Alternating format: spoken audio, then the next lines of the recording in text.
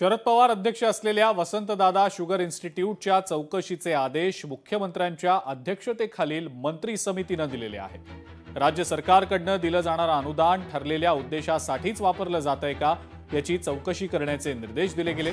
साखर आयुक्तांच्या अध्यक्षतेखालील समितीमार्फत ही चौकशी होणार आहे, तशी नोटीस देखील समोर आलेली आहे। मात्र वसंतदादा शुगर इन्स्टिट्यूटच्या चौकशी संबंधी संशय कल्लोळ पाहायला मिळतोय।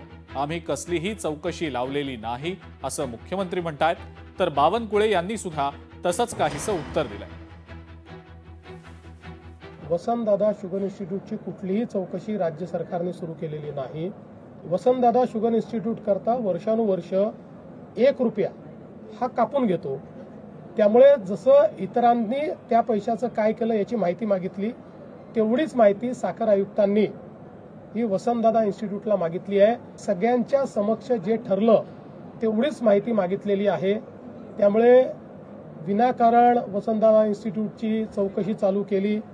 आमच्याकडे तक्रार आली, गंभीर असेल तर आम्ही करूही, पण अशी कुठली तक्रारही आलेली नाही, त्याच्यामुळे चौकशी करण्याचा प्रश्नच उठत नाही। माननीय मुख्यमंत्री महोदयाकडे किंवा शासनाकडे कुठल्याही इन्स्टिट्यूटबद्दल जेव्हा तक्रारी येतात तेव्हा माननीय मुख्यमंत्री किंवा शासन माझ्याकडे अनेक तक्रारी येतात, सीएम साहेबांकडे येतात, तर त्या ठिकाणी तक्रारीवर चौकशी होत असतं। चौकशीला काय घाबरायचं आहे?